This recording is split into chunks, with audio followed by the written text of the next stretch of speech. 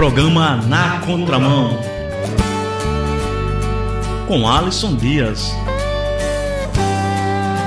Andando na contramão desse mundo enganador. Eu ando na contramão do mundo.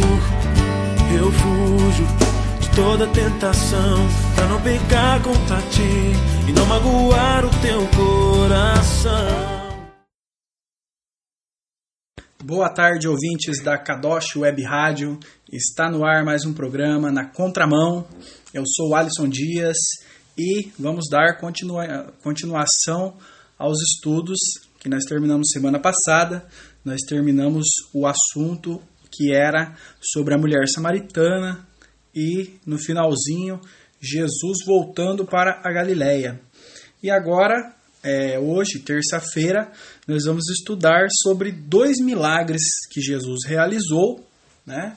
E as suas consequências e as lições que nós podemos tirar desses capítulos, desses versículos, que são a cura do filho de um oficial do rei, né? Jesus cura o filho de um oficial, e também a cura de um paralítico. Então, nós vamos estudar esses 2 casos e ver que lição nós podemos tirar disso. Então, o primeiro que nós vamos estudar é a cura de um oficial do rei. Então, nós estamos no Evangelho de João, nós estamos estudando assunto por assunto, chegamos no capítulo 4. Então, nós vamos estudar o capítulo 4 dos versículos 46 até o 54, vamos entrar no capítulo 5 e vamos estudar dos versículos 1 a 18. Então vamos fazer a primeira leitura. A primeira leitura vai ser dos versículos 46 a 50.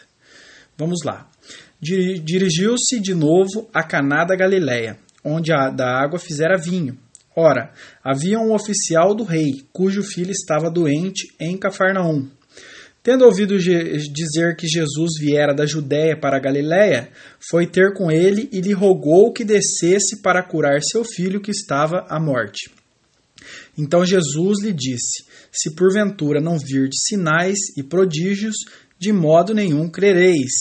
Rogou-lhe o oficial: Senhor, desce antes que meu filho morra. Vai, disse-lhe Jesus, teu filho vive. O homem creu na palavra de Jesus e partiu. Então nós vemos aqui que se tratava de um oficial do rei, né?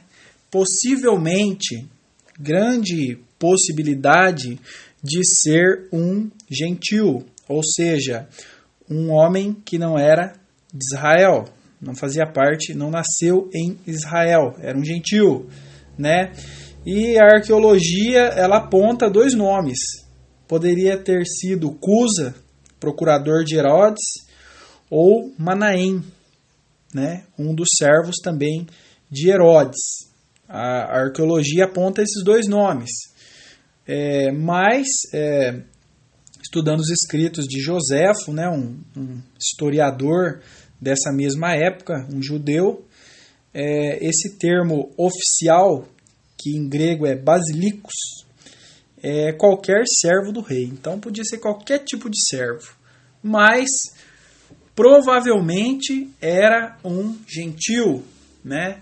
Então, um gentil, uma pessoa que não nasceu em Israel, que não fazia parte daquela cultura, que não conhecia o Deus de Israel, né, profundamente, conhecia superficialmente, que não conhecia a tradição judaica, ele ouviu falar da fama de Jesus. Até agora aqui nós falamos dos milagres de Jesus, tinham sido poucos ainda, né? Tinha transformado a água em vinho e mais alguns milagres, mas Jesus ainda não tinha uma fama forte, ainda ele estava no começo do seu ministério, mas esse homem o conhecia, né? Ele o conhecia, o oficial do rei. E ele vai para se encontrar com Jesus. No versículo 47 fala, né? Foi ter com Jesus, ele rogou que descesse para curar seu filho que estava à morte. Jesus já tinha alcançado a fama de que podia curar as pessoas. E esse homem, esse oficial do rei, ele vai para receber a cura. Mas a fé dele era superficial, né? Ele via Jesus apenas como um profeta, como um curandeiro, como um sábio, como um mestre, ensinador, né? Mas ele ainda não tinha aquela fé em Jesus, de que ele era o Todo-Poderoso, de que ele era Deus, de que ele era o Salvador da humanidade. Ele ainda não tinha isso, né? Então Jesus dá uma resposta para ele meio seca, né? Fala assim para ele, no versículo 48. Se você não vê sinais, prodígios, milagres, você não vai crer, né? Porque a sua fé é superficial, a sua fé está por cima, ela não é uma fé profunda, né? E a gente vê que os milagres, né, que Jesus realizava era para os descrentes, né? Os descrentes precisavam de um sinal para crer, né? E hoje as pessoas buscam tantos milagres nas igrejas, tantos sinais e tantas coisas, né? E não creem. Tem que ver para crer, né? Mas a verdadeira fé é aquela fé que você não vê e crê, né? No versículo 50. E ele pede para Jesus, né? No versículo 49. Rogou-lhe o oficial: Senhor, desce antes que meu filho morra. Ele achou que precisava da presença de Jesus. Achou que Jesus teria que colocar a mão no menino, teria que fazer uma oração, teria que fazer uma reza, teria que fazer um ritual, teria que fazer algum tipo de gesto para que salvasse o filho dele, né? Então Jesus mostra para ele quem realmente ele é. Jesus mostra para ele. No versículo 50. Vai, disse-lhe Jesus, teu filho vive. O homem creu na palavra de Jesus e partiu. Então esse homem vai ao encontro de Jesus para receber a cura do filho dele, certo? Mas ele sai de lá apenas com uma promessa, apenas com uma palavra. Jesus não foi, era longe. Nós vamos ver aqui que no estudo que era distante a casa do homem, né? Até onde o local que ele encontrou com Jesus. E ele sai sem nada, né? Jesus não deu uma água milagrosa para que ele pudesse banhar o menino. Jesus não deu um remédio especial para que o menino bebesse. Jesus não deu nem um amuleto para que ele colocasse na casa dele. Nada. Jesus apenas deu uma promessa. E esse homem creu nessa promessa. Esse é o cristianismo verdadeiro e autêntico que precisa voltar a ser vivido no Brasil e no mundo. Uma fé em que você não precisa ver para crer. Uma fé em que você crê que Jesus é o Filho de Deus, que Ele é o Todo-Poderoso.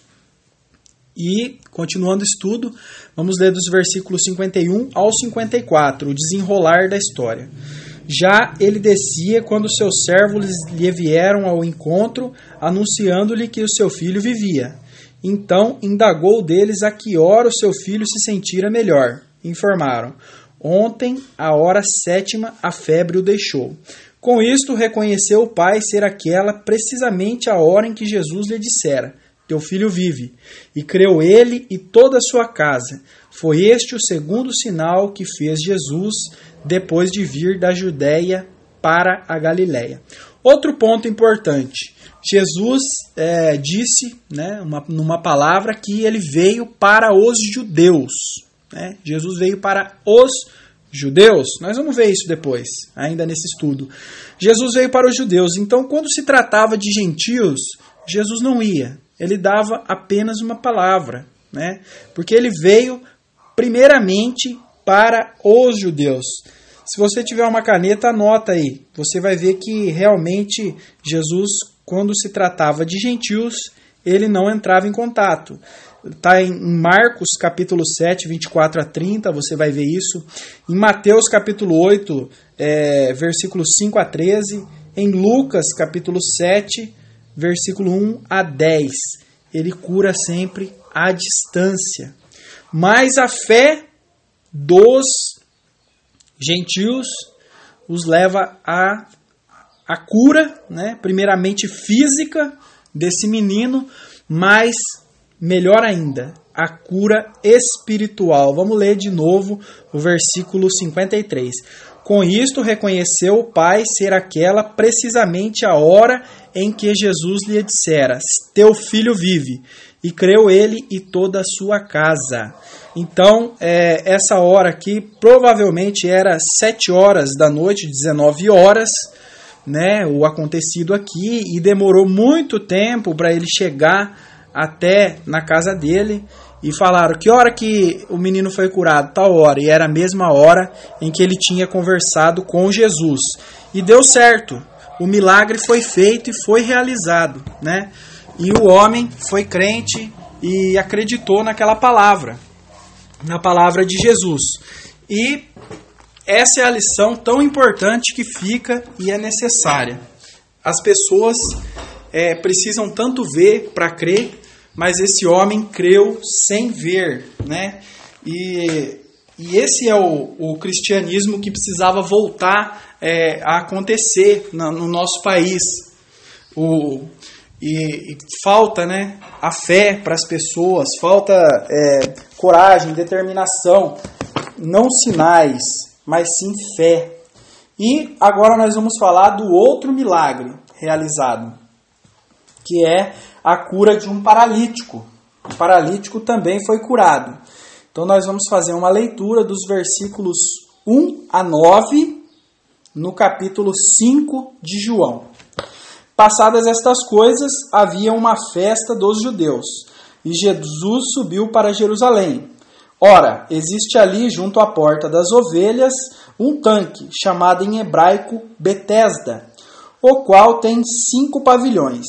Neste jazia uma multidão de enfermos, cegos, coxos, paralíticos, esperando que se movesse a água por um anjo, porquanto um anjo descia em certo tempo, agitando-a, e o primeiro que entrava no tanque, uma vez agitada a água, sarava de qualquer doença que tivesse.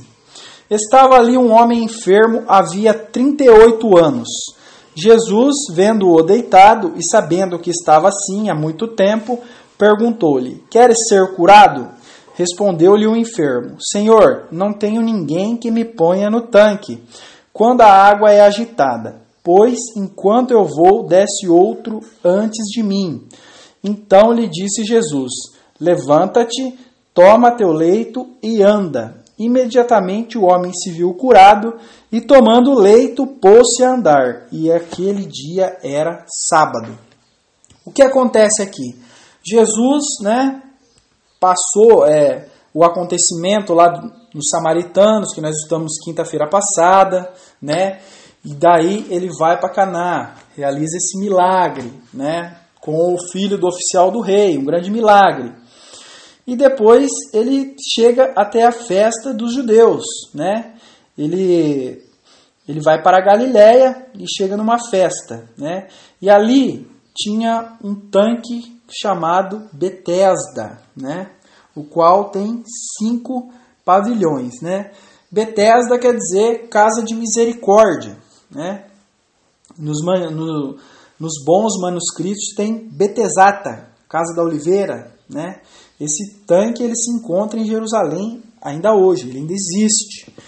Mas nós vemos que os paralíticos, os doentes, eles iam nesse tanque para ser curados das suas doenças, né, das suas enfermidades. Nesse tanque, diziam aqui que um anjo agitava aquela água e o primeiro que entrasse em contato com essa água era curado. É uma passagem controversa, de muita discussão religiosa, teológica, né, de muitos problemas. Por quê? Isso realmente acontecia? Realmente um anjo vinha e agitava aquela água? Depois de muitos estudos, de muitos livros, de muitos autores, eu cheguei à conclusão de que essa história era uma tradição judaica. Isso realmente não acontecia, né? Comparando aos nossos dias de hoje, é como se fosse uma fonte dos desejos, aquela que você joga uma moeda e o seu desejo se realiza, né? Em filmes, em histórias, existem até fonte dos desejos que as pessoas realmente jogam moedas lá e fazem um pedido. Mas nós sabemos que isso não existe. Isso é uma tradição, uma história, como se diz, é um folclore, né, folclórico. Essas coisas não existem. E aqui também, nesse caso da fonte, também não existia isso, de anjo que agitava a água, né? Podia ser que alguém pela fé fosse curado, podia ser que alguém tinha uma doença também, que fosse psicológica e tal, mas era pura e simplesmente como se fosse uma simpatia, né? Ele não estava realmente... era uma superstição, né? E a fé dele estava naquele tanque, naquela água, né? A fé dele estava nas coisas materiais, né? Quando Jesus vê ele deitado, sabendo que estava assim há muito tempo, perguntou-lhes: queres ser curado, né? Quer ser curado, homem? Jesus se compadeceu dele, Jesus teve misericórdia dele, né? E o enfermo dá uma resposta para ele: não tenho ninguém que me ponha no tanque quando a água é agitada, pois enquanto eu vou, desce outro antes de mim, né?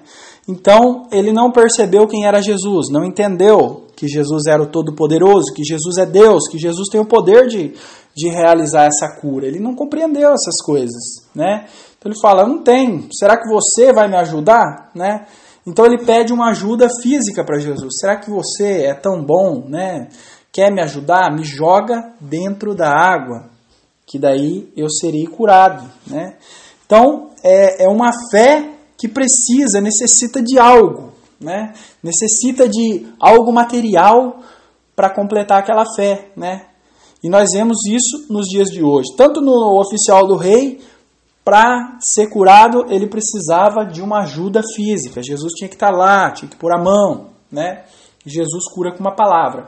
E esse homem também, o caso do paralítico, para ele ser curado, ele cria, a fé dele estava naquela água, né?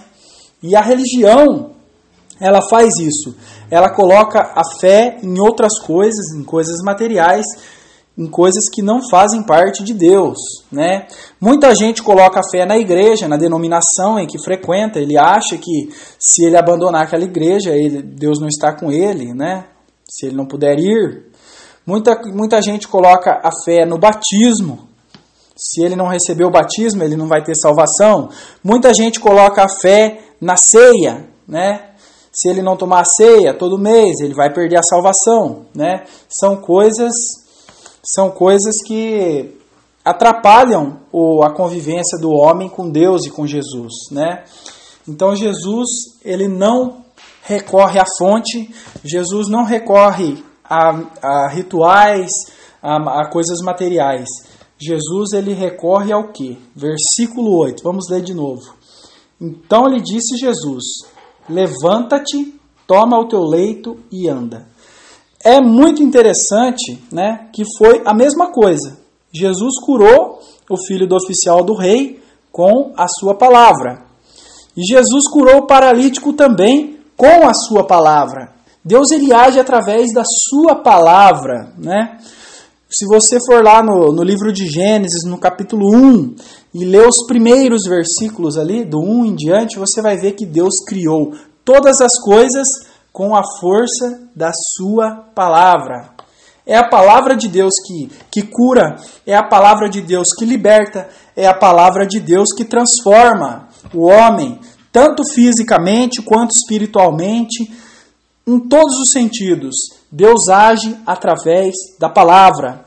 E hoje em dia, a Bíblia, ela tem sido negligenciada pelos crentes que não dão valor na sua escritura, não leem, não estudam, não praticam, né? E também pelos governos, né, que banalizam as escrituras, né?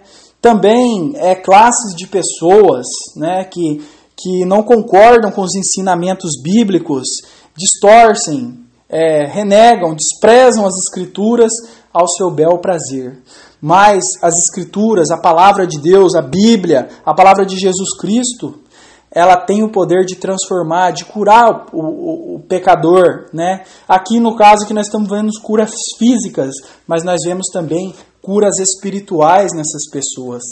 A família do oficial do rei foi inteirinha salva. Por quê? Porque ela creu, ela acreditou naquele Jesus, né? Foi uma cura física e também espiritual. E no caso desse homem também, foi uma cura física, que 38 anos ele estava na cama, e uma cura espiritual. Outra coisa que eu não posso deixar de falar, não posso deixar de perder um tempo de falar. 38 anos esse homem era paralítico. O meu tio, o meu falecido tio, Antônio Dias, ele teve paralisia infantil. E uma das pernas dele perdeu toda a musculatura, né? É um caso parecido. Meu tio também era paralítico. E todo paralítico, mesmo se ele ficar paralítico depois que ele já podia andar, a perna ela vai perdendo toda a musculatura. A perna do meu tio era simplesmente a pele junta aos ossos. Não tinha nenhuma musculatura. Esse é o caso de todo paralítico. E no caso desse paralítico aqui, 38 anos sem movimentar as pernas, ele também... As pernas dele eram fininhas, né? A pele colada no osso e não tinha nenhuma musculatura, porque o músculo, se ele deixar de ser exercitado, ele vai diminuindo e ele vai atrofiando, né? E o músculo, quando ele é exercitado em excesso, excessivamente, ele vai aumentando também, né? O músculo ele tem essa propriedade. Então esse homem ele não tinha nenhuma musculatura, a perna dele era só pele e osso. Mas Jesus fala para ele, dá uma ordem. A palavra de Jesus dá uma ordem. Levanta e anda. Toma o teu leito e anda. E esse homem, ele recupera imediatamente toda a musculatura da sua perna. Ele recupera imediatamente o equilíbrio e a capacidade de andar. E Jesus fala, toma o teu leito e anda. Ele anda imediatamente, com equilíbrio, com força e ainda por cima consegue se equilibrar carregando uma cama. Esse é o milagre da palavra de Jesus. Jesus não tocou, Jesus não fez nenhum ritual, não dançou, não rodou, não girou, não pôs a mão, nada. Jesus simplesmente falou. Acredite na palavra de Jesus. A palavra de Jesus ela tem poder para mudar e para transformar. Continuando o estudo, versículos 10 a 18. Por isso, disseram aos judeus ao que fora curado, hoje é sábado, e não te é lícito carregar o leito. Ao que ele lhes respondeu, o mesmo que me curou me disse, toma o teu leito e anda. Perguntaram-lhe eles, quem é o homem que te disse, toma o teu leito e anda? Mas o que fora curado não sabia quem era, porque Jesus se havia retirado, por haver muita gente naquele lugar. Um problema sério dos religiosos. Nós estamos falando dos religiosos. Os religiosos eles precisam ver para crer. Os religiosos eles precisam passar por um ritual para acontecer alguma coisa. Eles precisam de uma coisa física para trazer para eles uma coisa espiritual. E esse homem, como nós vemos no versículo 9, eu vou ler de novo, imediatamente o homem se viu curado e tomando o leito, pôs-se a andar. E aquele dia era sábado. No sábado dos judeus, o sabá, né, não se podia fazer nenhum esforço, não podia fazer nenhum trabalho. Naquele dia não se podia levar nada, nem um lencinho. Se um homem quisesse levar um lencinho no bolso, ele já estaria violando o sábado, porque ele estaria carregando algo, então era um trabalho. Se um homem quisesse, se ele estivesse com gripe e precisasse levar um lenço, ele teria que costurar a sua roupa, o lenço, aí sim não seria um trabalho, mas seria uma parte da roupa, porque a roupa era permitido. Então nós vemos o que essa lei era tão pesada, né? E Jesus não se importou, Jesus era judeu. Nós sabemos, nós estudamos que Jesus ele cumpria todos os requisitos do judaísmo.